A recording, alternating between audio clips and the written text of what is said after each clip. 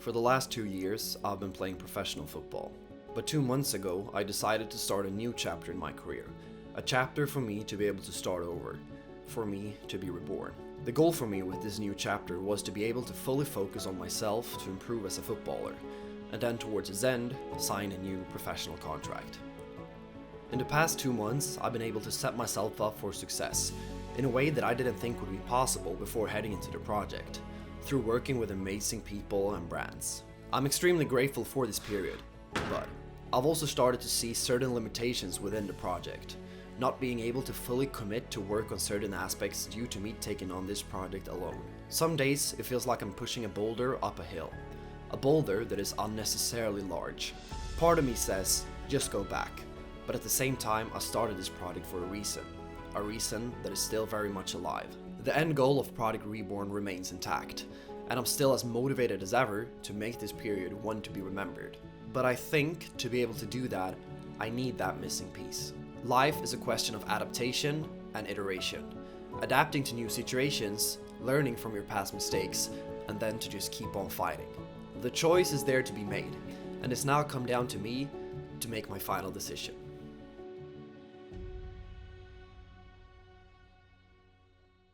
So straight away saying there's 10 schemes, and I broke it down into 5 because technically there's back 3 and the back 4 formations for each scheme. But if I go to Oscar first, Oscar, can you name one of those schemes? 4-3-1-2. So the diamond. Yeah. And why might we play that? It allows for multiple variations in how we can move around in our positions and have a fluent rotation in the positions. In that case, we've got 2 pivots behind, we've got 2 between the lines. So the only difference between those 2 schemes is obviously that 4-3-1-2, when we're attacking, we're able to get both of those side midfielders forwards into that space between lines. So we're now playing with 3 in front and 1 behind instead. And Oscar, why might we play this? We can use the width more and playing down the sides because we're more people out there. We still have the 3 midfielders, but we can have a wide variety in our attacking play. And how does the scheme change if rather than having these 2 midfielders in front, we just drop 1 back in here? I mean, it creates more stability in the counter-attack in the transition phase if we were to lose the ball with having those 2 pivots. Anything else? Yeah, it feels like they could always rotate, no matter if they play 2 pivots and 1 in front or the other way around. It feels like if they're good at it, they can be fluent in the movement and play both ways. They can, however, what we're expecting most of the time, let's say there's a gap in the last line of the defence. If we're playing a 2 and a 1, this pivot is not going to be able to make that run in behind most of the time. Because of the distance. It's too big a distance. Whereas naturally, if we've already got in position between the lines, now suddenly he can be the one to make that run. So even though the only difference between those schemes is the positioning of that extra midfielder, that changes all of the passing patterns as a result. Naturally, we start wide with the winger and the wing back comes inside. If it's a 4-3-3, then naturally it's actually the winger getting into that position earlier. We're asking the wing back to go over the outside. Any other questions? I had a question on the 4-1-2-3. Yeah.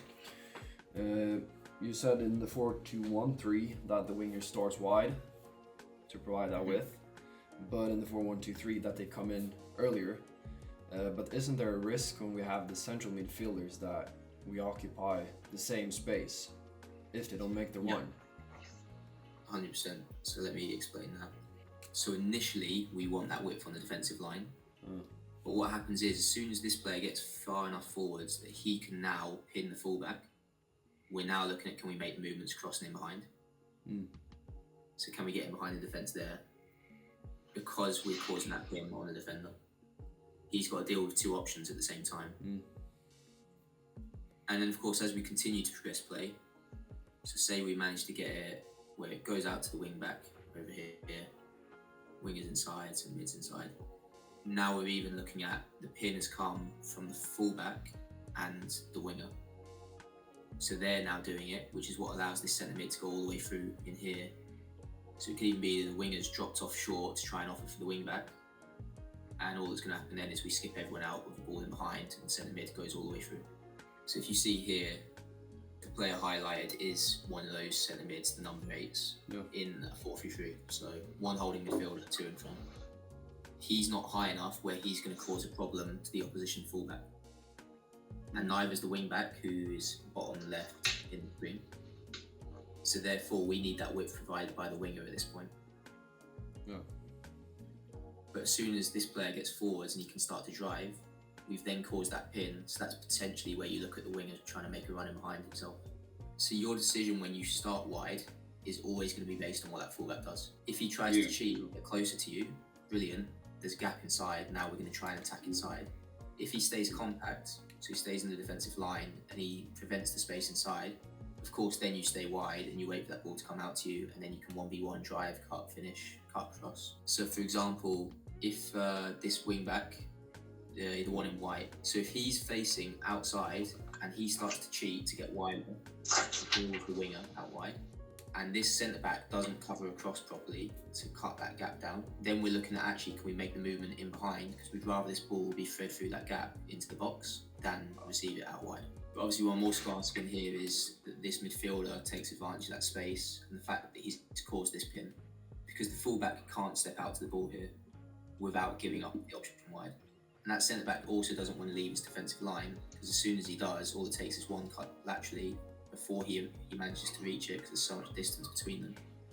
And then he's completely out of the game and he's left his defensive line, so there's a massive gap there, which is then what we'd expect that winger to attack. So you can imagine that this centre back starts to press out, our player on the ball just cuts slightly to the right and then threads it straight in behind, and our winger should be recognising that the gap's opened up and start making that run in behind himself. And in this case, because no one engages, that's what allows him to just drive and then finish.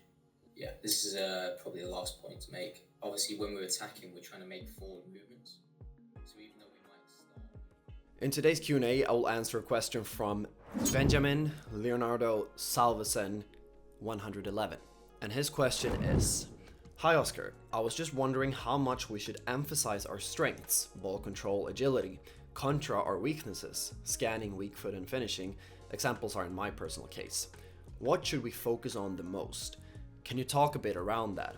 Love from Norway." So this is a fairly common question that I receive. How much should we focus on our strengths and how much should we focus on our weaknesses? And for this question, there really isn't a straight up answer, but from most of the people that I talk to and most of the people that I had around me in my career, most of them agree to what I'm about to tell you. So it's actually not that difficult, because if you look at one of the best players in the world, take Erling Haaland as an example. When you think of Erling Haaland, you think of a great finisher, a player that has a huge amount of speed to him, great physical ability, and that really tells you that you should focus on your strengths and really practice those to make sure that you stand out. Because when people look at you as a player, Benjamin, people should look at you for your strengths. As you said in your question, that was ball control and agility at the moment. So when people look at you, they should think, Benjamin, oh, that's the guy with the insane ball control and insane levels of agility. You should really stand out for those, and if you're really naturally talented already in those things, make them the absolute best that you can. But at the same time, if you go back to Erling Haaland, people know him for these traits. Those traits make him stand out, and those traits puts him at the very top of world football because he's so good at them. But at the same time, if you look at him across the board, he can do literally everything that you should be able to do in the game of football. He can pass the ball, he can play as a target player, he can run in behind the defense, he has great tactical knowledge, he has great movement. So if you look at his game, his baseline level across all different kinds of abilities within the game, they are at a high level as well. So what you really want to get into your mind is that you have a baseline level of ability where you can put all different sorts of qualities within the game, but then you have your ball control and your agility in your case that should be up here. But if your baseline level is down here and you only have these to rely on, then it's going to be really hard to progress through the levels of the game.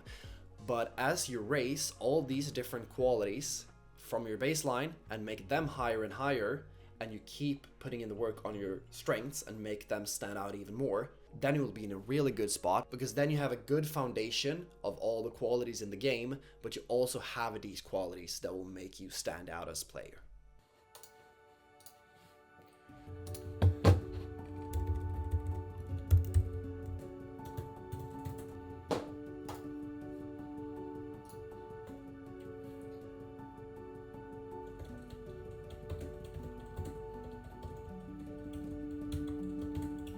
What's up, guys? I'm happy to announce that I have started to work on something that I believe will take your game to the next level. We're just in the initial phases and I can't really tell you much right now, but as we head towards the summer of 2024, everything should become more and more clear, but it would be fun to just leave your best guesses in the comments as to what this may be. It's gonna be fun reading them, but I just wanted to put that out there to let you know that I'm working hard on this thing. I'll update you on the process as I head further and further into this thing, but I'm really excited to share this with all of you once things start to fall into place more and more. Now, what is the final decision? I've decided that I will try to get back into a team where I can come to a mutual agreement, where the initiative that is Project Reborn and everything that it entails still remains intact, but where I also have the option to combine that with playing competitive football once again. It's not going to be easy, there are many pieces that it needs to fit together, but I guess we'll see what happens.